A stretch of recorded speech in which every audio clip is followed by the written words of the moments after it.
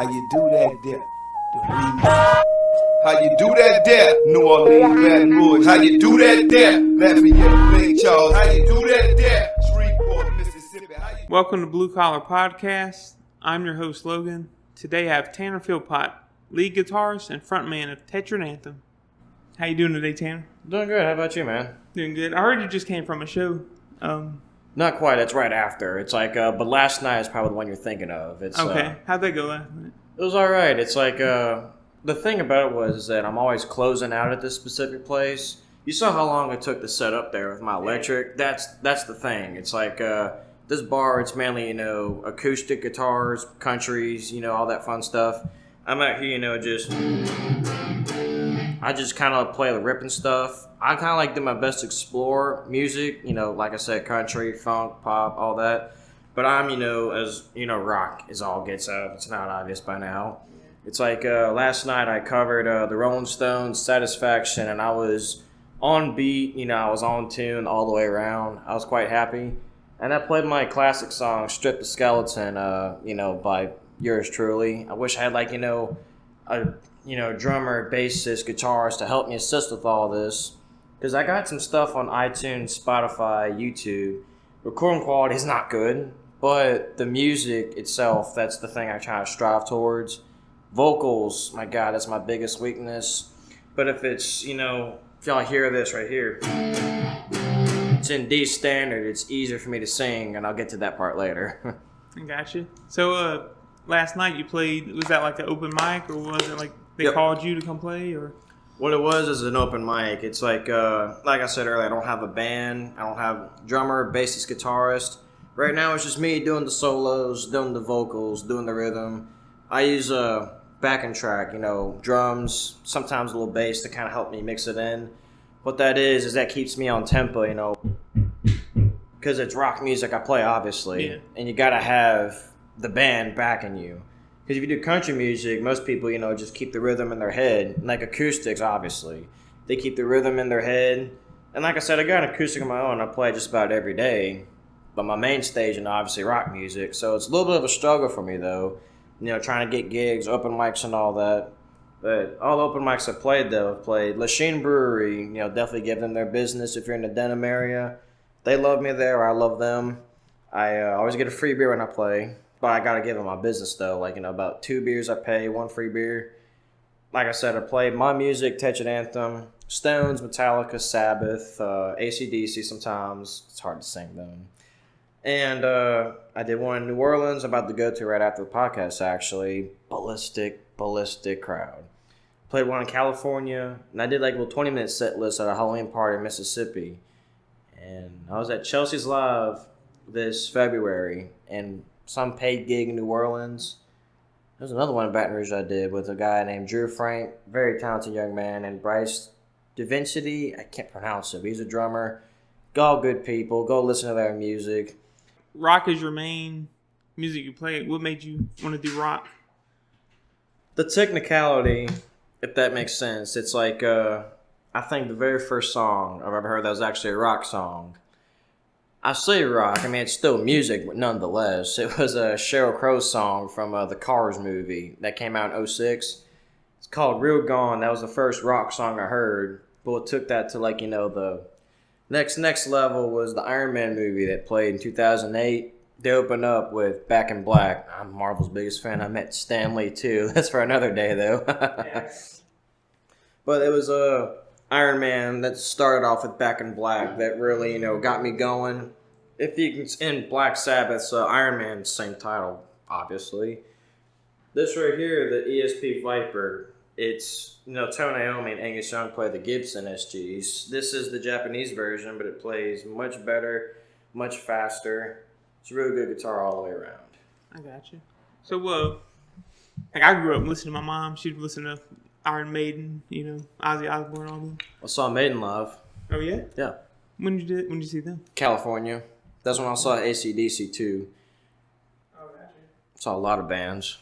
Didn't you just recently go to a concert somewhere? Rolling Stones. Rolling Stones, yeah. That was about 2 weeks ago. How'd that go? How'd you like that? I'll say this just to simply put it. I've seen a lot of bands in my life. Rolling Stones definitely delivered, to say the least. They're not my top 10, but my top 10 is inspired by the Stones because they're like a 60-year-old band, and I'd say the thing that impressed me the most is not just their music, of course. Mick Jagger has the voice that carried, well, obviously Keith is the riff master, and he's like obviously my favorite member. It's hard to really describe it, but Mick Jagger has the voice at 80 years old, and I can't have that at 23. So what he does is he keeps his voice taken care of so much that the rest of the band follow up with him in a way, and they sound just like the records. One bands I've done that I've seen were Anthrax, and that was it. That keep up with the same record sound. Okay, so guitar, like that's a specific guitar. I mean, specific instrument. Right. Like, what made you want to play guitar? It was What inspired you, I guess, to play guitar? It's a good question. AC/DC, obviously I played the guitar styled by them. What really got me into it that made me want to chase it, I would say it was AC/DC and Metallica specifically. Like the Beavis and Butthead, they always wore the shirts. But I've listened to music since when I was first getting my toes in the water. I was, 7? But I didn't really immerse till I was 13. Because of Metallica strictly, and AC/DC and Black Sabbath, of course. It was Metallica that really put me on the path.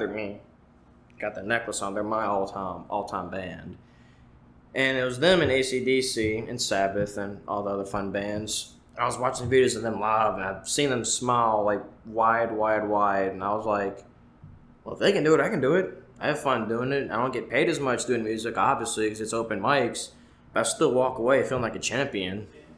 Music is a lot of spontaneity, just improvising.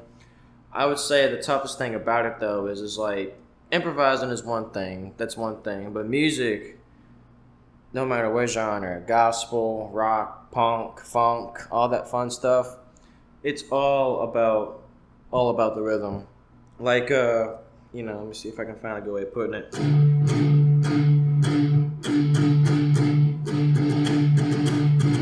That's all rhythm right there. You gotta have a drummer to really, immerse yourself with that.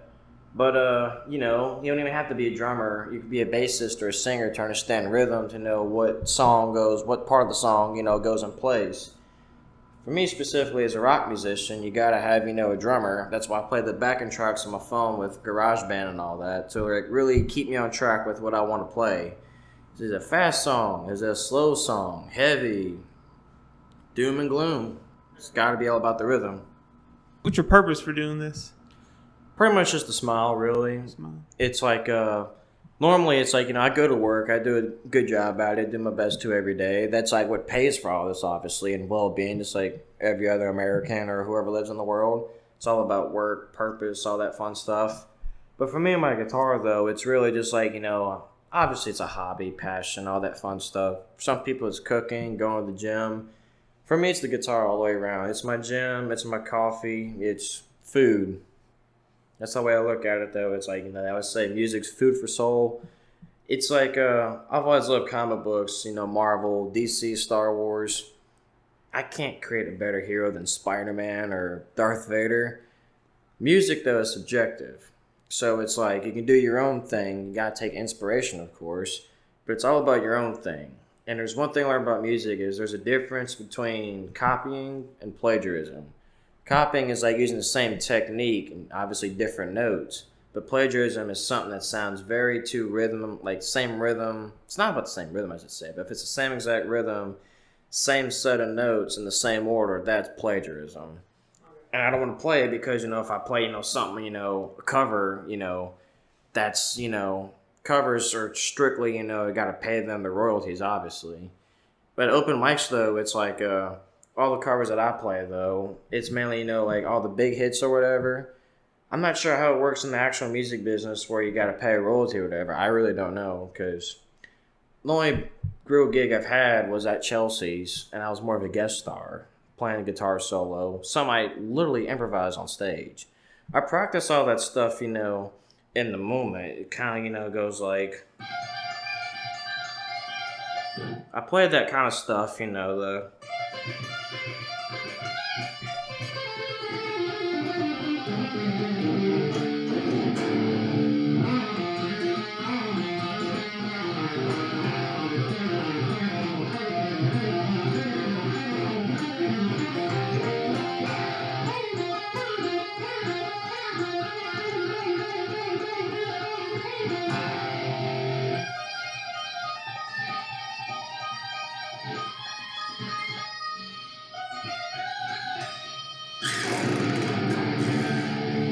that kind of style is. That's nice, man.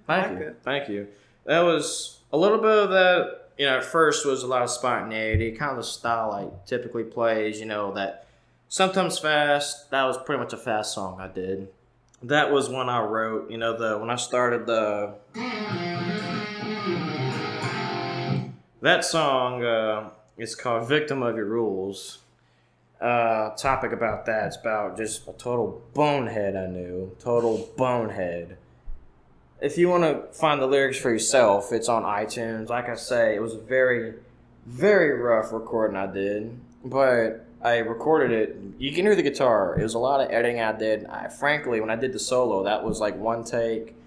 Riff and all, that was one take. But I edited it together, so I kind of, frankly, cheated. And it wasn't the right thing to do. But the solo was one take, That whole thing you heard on that song, or just now, that was all one take. I didn't piece it together. The whole song itself I did. It's kind of tough doing this all by myself, though, but I still do it. The reason why I did that very, very rough recording, especially vocally, too, it's like, it sounded like I smoked the whole pack on that song. But I pretty much, copyrighted it, sent that audio file to Congress, got a certificate on my fridge that says, this is mine, no one can take it away from me. Did best to be as original gets. You said you work and do this, so Yes. What do you do for a living? Oh, well, it's like, the fun thing about it, though, is like, when I go to, where's it at, Lachine, the open mic, say this how you want, it's like, I don't shower for like a whole, I'd say 16 hours, or my best estimate, work 10-hour days, and when I get home around 5:30, it's like I'm rehearsing the guitar before I play, 3, 4, hopefully 5 songs, typically about 3 or 4 at Lachine. Because it's like, even though it's indoors, sometimes it's outdoors on a little patio, especially the summertime, it gets hot. Thing about music, it gets hot. Stage lights, you're outside, adrenaline, it gets hot. So after coming back stinking and all that, I rehearse my guitar at home in the AC, and then I go play my few songs at Lachine or wherever it's at, no matter what time or where, because I'm a sweat on stage anyway. I'm not going to shower just to, get hot and sweaty again. Like, to put it simply, what I do, this is a very fun fact, fun food for thought. When I play 4 songs, sometimes 3 at Lachine, on especially this time of year, those 15 minutes I do playing is half a workday welding. Sometimes a quarter, could be exaggerating, but I'd say a quarter to half. Sweating and all that, yeah, it's pretty rough. But I still do it though. It's like I said, it's the lights, and it's a little hot outside, but it's really the nerves. It's really the nerves. The people you work with, they know you play guitar? Oh, yeah. They ever come see you play? Trying to think on top of my head. As far as work goes, not yet that I know of. If I'm not mistaken, no. Not from work specifically, but everybody's got wife and kids and all that fun stuff. But from what I've gathered, though, my people that come see me on my off time. To be frank with you, one thing I've learned about relying on my friends and all that, they're my friends nonetheless. It's like when they see me play my music and all whatever, they like it. They really do. After they see one thing of it, though, because this is like a twice-a-week thing, sometimes it's kind of hard for me to learn a new song, kind of hard for me to learn something new, because like I said, I'm carrying the weight of 3 other musicians that aren't here. So it's like I can't do something new. I do my best to. They see one show and they don't come back for another month or two, sometimes, month or two. So it's like, if I can go on stage without my friends' support, whether it's New Orleans or Denham area, I can pretty much do it anywhere. Because you're born in this world alone, without friends, obviously, then you're going to have to, do it alone. And I made a lot of friends at the bars I play, like a lot of friends. Like, I don't see them, every night. But I call my music friends, They start mosh pits, they give me free beer, they say I love you. That's like, wow, I only tell that to my mom and dad, my brother, my uncle, a few other family members, that's it. How do you balance having a full-time job? You said you work 10 hours. Yeah, 4 times. So that's a lot of your time during the day. It can be, yeah. So how do you balance learning guitar, practicing, going to shows, and working full-time? Well, I'm gonna start off with my daily routine though. Get up at like I'd say 4:45, 5 a.m. Leave around like 5:20. Get to work before 6. Weld metal all day, all night. Oh, I'll get to that all day, all night thing in a second. I'd say weld from 6 to 4:30. That's like blue collar job in the sun, blue collar podcast. That's right. And then from 6 to 4:30, I'm welding. Getting hot and all that. Getting home around like 5:15, 5:30. Pretty much with the guitar though, it's like I would say my practice routine starts at like 6 o'clock. I'm thinking of like it's mainly specifically for shows and all that, like machines or open mics if I'm nearby.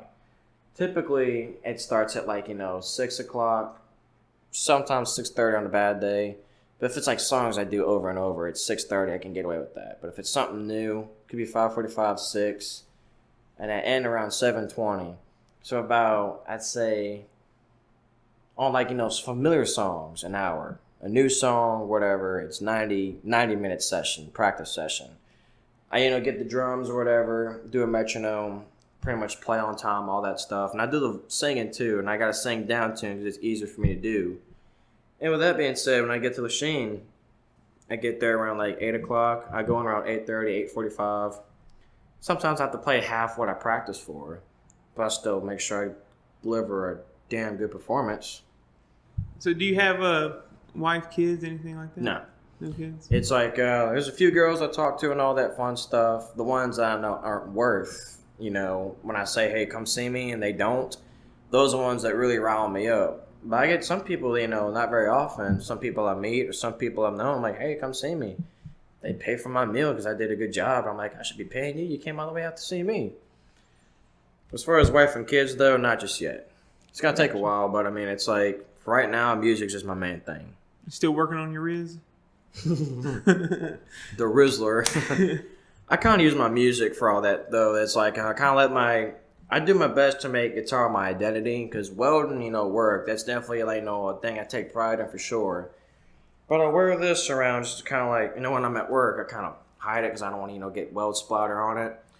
But, when I'm off work, I kind of sport this around just to like pretty much make my identity know, hey, I play guitar, that's what I do best. Welding comes second, well, it comes first as far as finances. Think of it this way, half my day, morning, it's got to be welding. It's what I do to survive. The other half, it's guitar. And the whole day and night thing, at machine, if y'all can see right here, I got steel hanging out my boots over here. I always show up in my, welder's gear most of the time. Sometimes the shirt be covered in splatter. I'll just change the shirt out just to look like, a rock musician. But I wear the boots, though. It's just like a habit I did. And they could tell I welded just because my shoes. And they're like, you're a welder, huh? I'm like, yeah, is that the shirt? Is that the shoes? And I play metal music. I say rock because, it's more convenient for people to understand.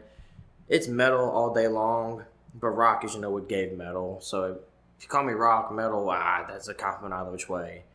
But they like metal by day, metal by night, because when I go into work, I work with metal. And by night, it goes something like this.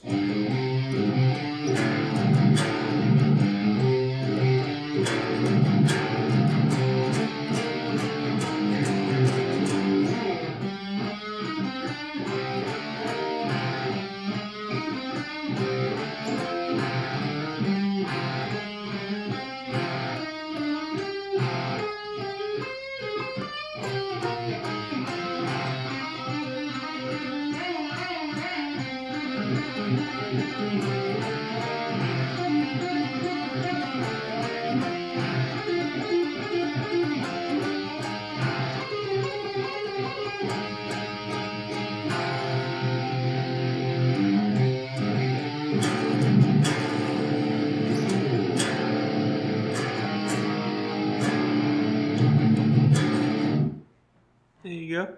Yeah, it's my thing, really. You get along with the guys you work with? Oh, yeah. It's like there's a whole lot of banter going back and forth, whole lot of banter. It's like, I think, upcoming guests will tell you all about it. Any particular person? I'm not going to say no names, but it's like, I think whoever's watching this that knows us very well know the real deal.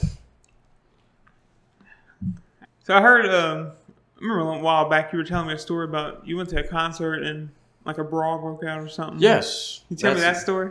Oh, yeah. It's like kind of a sore subject for most people. My dad lost an eye in a freak accident.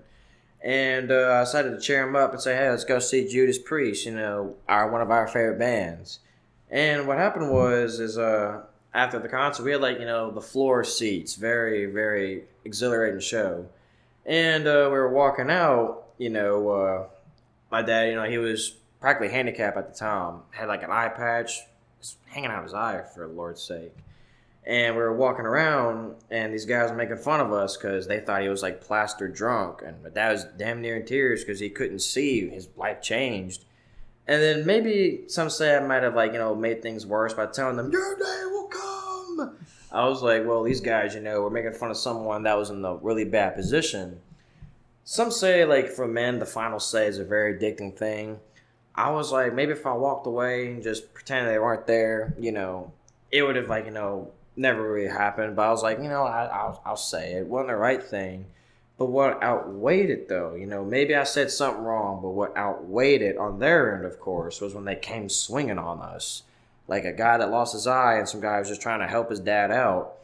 What happened was they tried, there was two guys. One of them tried to, grab a hold of my dad, and I tried to, fight my way up from the other guy. Dude punched me in the eye. I punched him right in the eye. He ran off. And then his friend let go of my dad because I was trying to get my dad first. I didn't care about my safety. And dude swung at me. I ducked. I grabbed his watch. Then their girlfriend and a witness came up.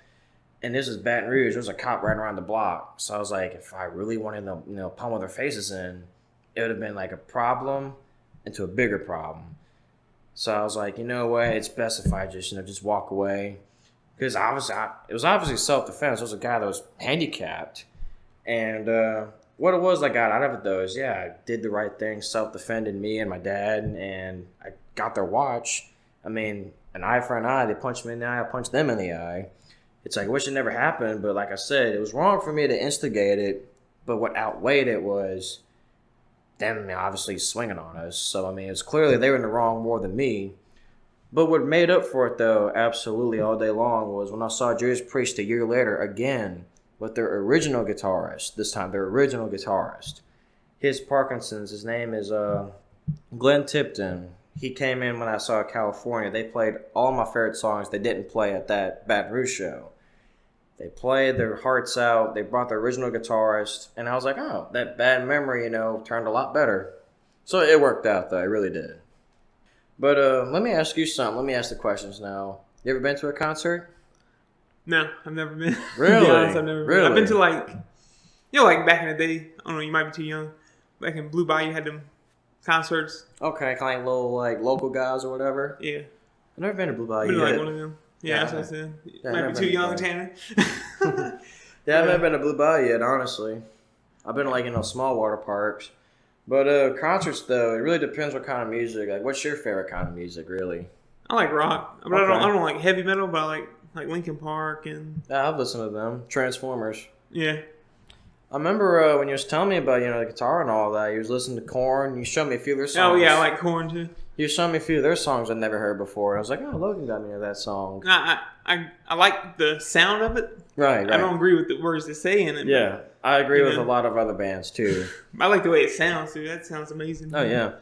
I like the band Slayer a lot. Slayer. The lyrics, God, their lyrics are way too extreme for me. But it's like the guitar, the lightning fast. That's the stuff I live for pretty much. Yeah. Lyrics though, yeah, it's totally different. But that's a totally different subject though. Their lyrics are pretty rough, but I just like the guitar. So the reason I don't like it is because I'm a Christian. I believe in Jesus. So I like the sound, I like to listen to it, but stuff they say I can't really. I agree, because Slayer, their stuff is very totally south of all that. That's why I kind of like when I listen to Slayer, I'm like, yeah, it's just the lyrics I really can't get behind. But I mean, a lot of people, it's hard to really put. Really, it's like as far as I'm concerned with music, though, it's always been like rebel music or whatever. I think the thing I like about rock music the most is it's very cathartic, if that's the right word, cathartic. It's pretty much like music in general is cathartic. I think what really got me into rock music specifically, I would say, is just the crunching, guitar, obviously. Lyrics really come in handy, whether it's pain or struggles or whether it's like, just having fun. Sometimes it's like fun music, but I kind of like stuff that's relatable. Yeah. That's the word, relatable. Relatable lyrics, that's any genre, country, funk, punk, rap. It's all, it's got to be relatable. If it's not relatable, then don't bother, pretty much. There's some songs that I really, that aren't relatable. Like I would say the lyrics just make total nonsense. But it's the melody. You got to have a melody to really catch people, like nursery rhymes. Like the Beatles, for instance, oh, blah, dee, da, da. That's a song about, happiness and all that. And I'm like, I kind of like more depressing stuff. But it's like, well, oh, blah, dee, da, da. It's a song about, life goes on. That song in itself, oh, blah, dee, da, da. What does oh, blah, dee, da, da mean? You see what I'm saying? You could be speaking gibberish, but you can make it sound good. So it's like if you be speaking gibberish and still make a hit. But if you can make like that gibberish, turn to lyrics like, oh, blah, dee, da, da, I had a really bad day. You know what I'm saying? You get. I think you kind of see what I'm saying now. It's like if you have a good melody, like oh, blah, dee, da, da, it's gibberish, but it's still a good melody. You got my attention. But if you want my, totally, full-fledged focus, good melody, good lyrics. But at the end of the day, for me, it's always about, I'm going to do a little performance. I'm going to sit a little bit more comfortable for me. I always stand when I play, but kind of like the camera where it's at. A little quick medley of what I got. Strip the Skeleton.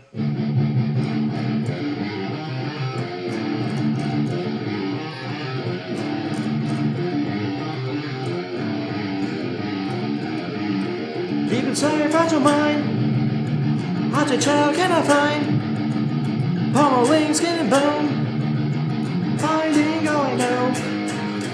Strip skeleton, bring a chill on, reevaluate, learn from the hate. Feel like train, journey every day. Must be the bone, I don't really know. That's like, lyrics. I couldn't sing too awful loud, but I think it kind of got the point across. It's like, strip the skeleton, like I was saying. Like I said, I'm not, no James Hetfield. I'm not Tony Iommi. I'm not Dave Mustaine. There's only one of those guys each. But they're my favorite musicians, obviously. I try to, make everything a little bit relatable. I like dark music. Like, let's put it that way. On my way here, I was listening to, I would say a little bit of country, some of the modern stuff. Never thought I'd say that, but it's really catchy, some of it. Listening to, some days I listen to Pink, the pop artist. She's a rock star. Some days I listen to Lady Gaga. I even said Madonna. And who else is out there? It's just totally obscure for rock music. I like Parliament, the funk band. I like Bootsy Collins. I like the Chili Peppers. As far as rap music goes, I respect rap all day long. I don't listen to it as often. I think I was listening to a bit of Kendrick Lamar the other day. I was listening to, who was it? Jelly Roll. He's great. He's great. But all these obscure artists I'm naming, well, I'm not saying they're obscure. I'm just saying as far as rock music, it's a little different, of course. But what I mean by that, though, is like I said, good melody, good lyrics. Like I said, lyrics can be a bonus. It's really about the melody. As far as a guitarist, riff and melody are the same thing, in a way. But if have a good melody, then you got a good song, no matter what genre it is. But for me, though, what really got me into the guitar, like I said, was AC/DC, Metallica. The genre that really, I would say, solidified it. I've listened to Sabbath, Priest, a little bit of Maiden, Pantera, all the Megadeth, of course, Exodus. I met them, all good people. I would say thrash metal.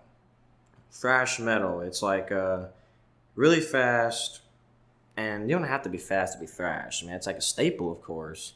But thrash is all about attitude. And I'd say what really got me invested into it was some stuff like this.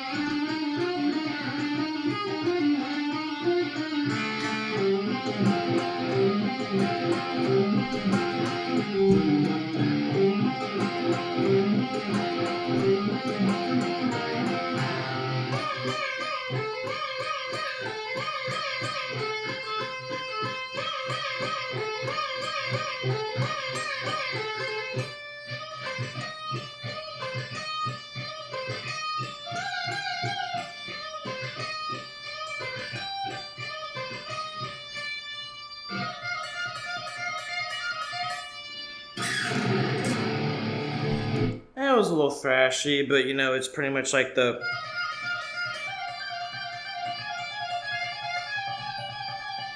little bit of the harder stuff,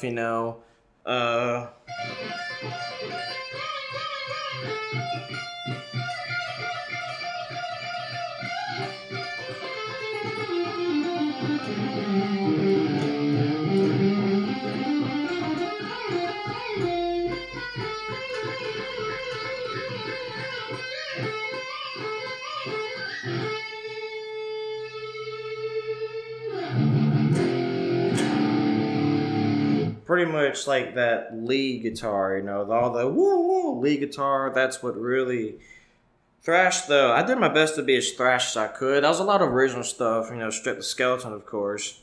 Thrash is a little bit faster, but it was the same tempo. I kind of let my notes stretch out a little bit just to make it just a little different from thrash. A lot of the little blues stuff you heard, like a lot of the thrash, though, it's mainly fast. It's mainly, just technical, like minute-long guitar solos. That's my thing. Because if I got a brand new guitar, it's $1,000. Yeah, I just spent money on that. That was on sale too. If I'm gonna spend that much money on a guitar, I look at it as more of a financial thing. Musically, of course, too. You get a whole fretboard. I'm gonna make my money's worth by using the whole thing. You get some people that play, rhythm guitar. That's great and all that. Everybody needs a rhythm guitarist. For me, though, just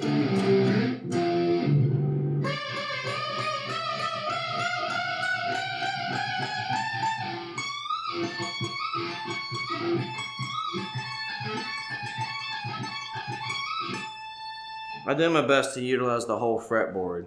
Because if you got a whole fretboard, make the most out of it. So, like, another genre I really like is punk rock, like emo rock. Oh, yeah. I grew up listening to that, and I really like that. And I still listen to, like, Blink-182, Hawthorne Heights. I like Blink-182.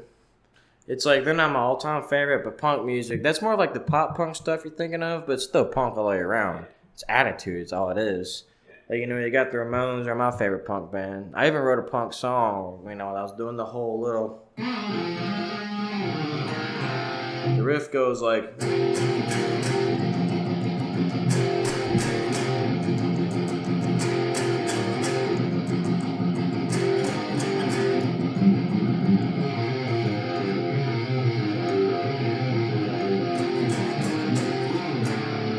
It's literally pretty much just like, high power chords chugging. The song itself, like I said, is about a bonehead. Punk is, very, very, just, you get the idea. Song's about a bonehead, shows you where my attitude's at. So would you want to go full-time making music? Oh, no questions asked. It's like, it's a lot to really break down. As far as planning goes, it's a day-by-day thing because you don't win life by planning. I mean, my game plan right now, I do my best to make actively as possible. If it's not obvious, I love playing live. That said, it's a very good strength I have. Even if there's some days where I fall short, miss a note or two, whether it's because it's nerves, or I didn't practice hard enough, or I over-practiced, I would rather fail on stage than succeed in my bedroom. it's like I feel like it should be applied to life as it is, but music is my life practically. What I mean by that though is like there'll be some days I'm like, I missed a note. I don't point it out, but there'll be some days where I frankly would admit it, and I'm like, man, I shouldn't have said that. I shouldn't have said I made a mistake, but I'd rather own up to it and do better the next time. I mean, that's every life learning lesson. But for me though, like I said, I'd rather fail on stage than succeed in my bedroom. Playing live music is, some people just can't do it. Like I know people that say, I don't want to be in tour, I want to be in a band, we'll make $1 million. And they're too afraid to play live. And I always encourage these people or whatever. I would say as far as like you said, making money and doing a career in music, oh, absolutely. The challenge behind it though, where it's at right now, like I said, my strength is live music, lead guitar. I do my best vocally. The challenge behind it as far as career goes, it's a whole lot of things to consider. It's like playing live is the most important thing. I have a little miniature recording studio, like very, very miniature. I'm still trying to figure out how to use it. I'm not very good with computers. I'm not good with software. That's a weakness I have. And another weakness I have is, there's TikTok. I'm on TikTok. I haven't posted in 2 weeks. What's your TikTok name? Tanner Philpot R&R. Mm-hmm. It's like, I ain't posted in a while because, frankly, another thing that I'm trying to struggle with is, trying to adapt to new music. Like, the music that sells, that makes money quick. It's how you make a career off music, obviously. But I'm still trying to figure out how to, understand it and really go from there. I mean, I covered, a Taylor Swift song on TikTok, which I enjoyed doing because I think she rocks. I like Post Malone. It's like a lot of some of the new artists. I'm not crazy for them, but I understand that, rock is not the mainstream no more. That's, I'd say, the biggest challenge I have musically. I know rock is not the mainstream anymore. There will never be another Guns N' Roses, never be another Metallica. There's still going to be rock musicians, don't get me wrong. There's always going to be a fan base for that. But as far as, quick selling, on the road, out in front of, thousands of people, it's very tough. I think you got to adapt to new musicians. Country's, dominating right now all over the country. That's crazy. It's a good thing, though, because everyone hated country for the longest time. But now it's socially accepted, which I'm all for. Pop music's always been a staple, and I don't have nothing against it. I just think that if you added a guitar in pop music, funk, country, it doesn't have to be a rock song. But if you got, a little bit of power chords, a little bit of, most importantly, it don't have to be the focus of, like I say, I'm talking about, a modern song. It doesn't have to be, the guitar don't have to be the focus, but I feel like it should have, a place in it. Whereas just something as simple as a riff or a little bit of lead guitar, it don't have to be a minute-long guitar solo. My main thing that I'm trying to adapt to right now is how can my music be implemented into, modern music. Teaming up, It's tough, but I'd say, like I said, the strengths I have musically, I'm pretty disciplined with the guitar. I always practice as much as I can. Play live, I'd say that's, to me, the most important. Playing in front of people. Whether you're good or bad, you got to play in front of people. That's how you really get that confidence going. There were some days I'm like, I should turn around. And I'm like, you made it this far. You made it this far, so don't give up, obviously. You made it this far to know how to play the guitar in front of people, because that's who I am, musically. If you can't play live, then you're not gonna... If you can't play live music, then you can't be a gigging career musician, simply put. Another weakness I have is, like I said, it's just record music. I don't know how to use software and make it sound like, a decent song. Another weakness is, like I said, just pretty much I would say, like I said, implementing new music. So that's my 2 strengths and 2 weaknesses so far that I can think of top of my head. Weaknesses, recording, material. I can write all day long. Recording, trying to figure out how it works on a computer, that's a weakness. If only you knew somebody who could, work a computer. There's some people, it's there's some people I know that say they can help me or whatever, but the thing is, though, is I think what it is, just need to understand with is a musician that knows how to specifically, implement guitar, like rock guitar, because if I wanted to, I could do an acoustic song at home right now and put it on the next week or so. But since I, play a little bit of stuff that's a little bit more complex than acoustic, it's going to be a process. I can do acoustic stuff if I wanted to right now, but my main focus is, obviously the Oh Glory. That's the challenge I have. The weaknesses, is recording and trying to, implement my music into new music. The strengths, obviously I'm hard-willed. I can write, to me, really good music. It's not, like I said, I'm not better than Metallica. I never will be. But I can play, original stuff on beat, on tempo, on tune, live. Those two, playing good and playing live. It's like where I'm at right now is it's kind of like balancing back and forth. But as far as career goes, I got to get the weaknesses, just bam, sucker punch them. As far as a career goes, oh yeah, I really need a drummer, bassist, guitarist in the local area to really get going with it, at least play at Baton Rouge, because I love open mics, but they don't pay. It's just good for stage, at least, which is all I really care about. But I got that alarm going off. Mind if I play a little bit of just totally improvised? It's fun. All right. See what I can do with this.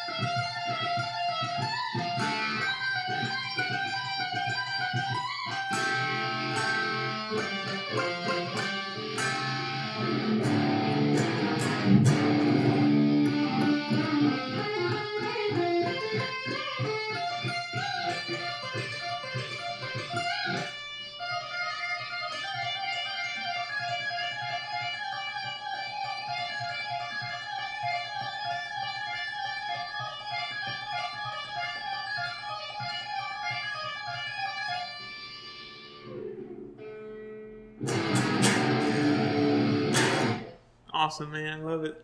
Thank you. I did my best to improvise, like I said. All that stuff, was pretty much 90% original. It's like when I did that 10% though, well, that was original too, but when I did that last little no, that was off the dome, I was like, man, how can I really impress, without, doing all the stuff I played 90% of it, frankly, was stuff I did earlier, I always rehearsed with. But some of that stuff I did, that last lick, that was improvised. Because I was like, how can I do something a little bit different in the moment? And without having too much pressure.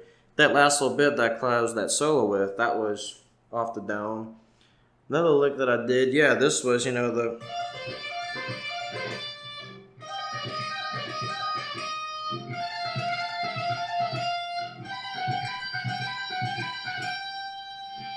I do my best, think of things in the moment, because improvising can be a tough thing.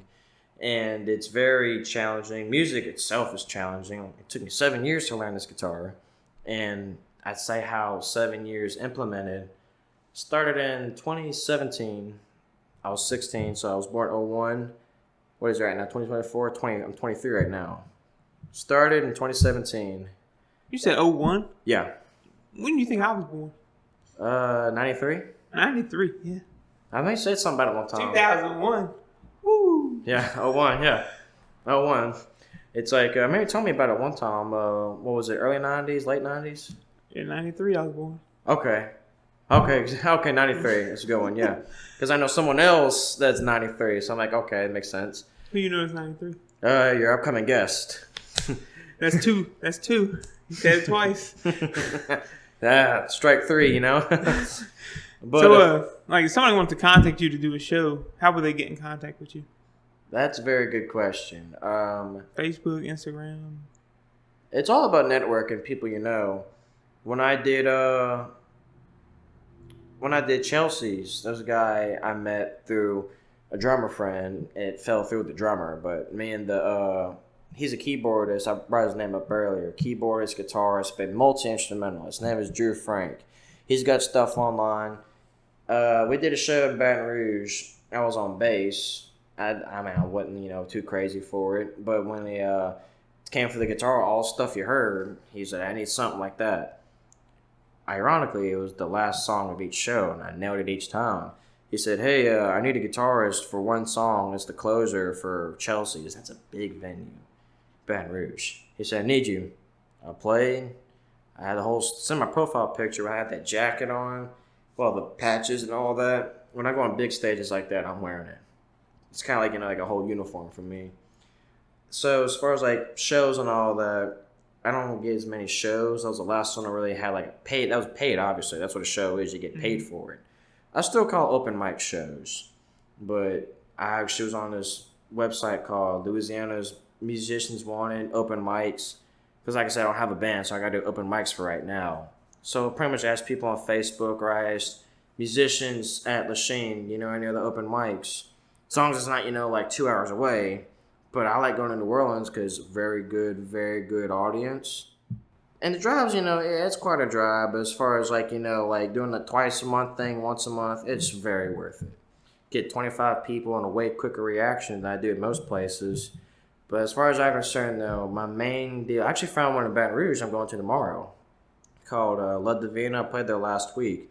They like me so far, but you got to keep doing your thing long enough to make an impression. And that's how you get more people, There's an open mic here. There's a bassist here for hire, this, that, the other. It's tough stuff, but, if there's a will, there's a way. I got you. And if I were to close out with this one thing, I'd say my best advice to upcoming musicians, I would say your best friend's going to be a metronome. Pretty much got to play slow to fast. Like I say, my best advice is from Nita Strauss. You get 5 BPM. Let's say you get a song that's 200 beats. Well, I think 200 is too fast. I go with 180 beats per minute. All that stuff you heard, half of it was 180. If you want to learn a guitar solo or riff that's 180, start off at say maybe 100 or 120, 130. It's not too slow. You play that 5 times in a row at 130 or whatever. 5 times in a row each time without any mistakes. Add another 5, add another 5, add another 5, add another 5, until you get to your desired tempo. Helped me a lot in the long way, got me disciplined, and if you can play on a beat and a tune, you're on the right track. And playing live is going to be the most daunting thing in the world. I like to drink beer and all that. I get a free beer and I give the bars, my business. Never ever play plastered. I made that mistake before. I made that mistake before and I got really bad results. I give, bars my business because they're giving me the privilege to play on stage. So don't ever get under the influence drinking too much before you play. Never do that. Always play the sober mind because that's the real adrenaline. Playing, and I said the most important, have fun, obviously. I mean, that's everything in life. Music, though, it's something everybody enjoys. It brings people together. Don't ever say something stupid on stage or in front of the camera because you really want people to, really be invested. And you really just want, bring people together. I've had enemies come to my shows before just because they like my guitar. That's a good way of putting it. I've had some enemies say I was good at guitar. Are we still enemies? Maybe, maybe not. Whether they can say whatever about my personal life, they can at least say, personal enemies. People outside of everywhere I go, they say, oh yeah, he's still a good guitarist. That's blissful. I want to tell you, thank you for coming out. Drop it. Thank you for coming out and doing this, man. Oh, I really appreciate you doing this, taking your time. I know you're busy with your shows and stuff. Yeah, I'm about to go to New Orleans right now and play some stuff. But I appreciate you coming out and doing this. Oh, yeah, absolutely.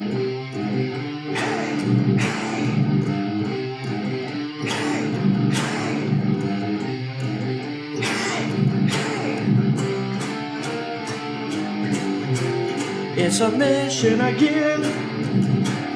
Restlessness sinking in. I elude happiness with sleaziness. Temporariness in. Activate chilling sin. All while self-aware. I just don't care.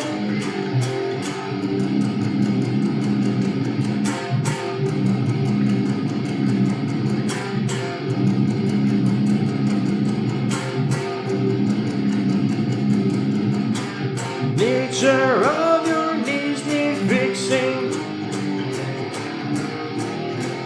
Nature of your knees need fixing.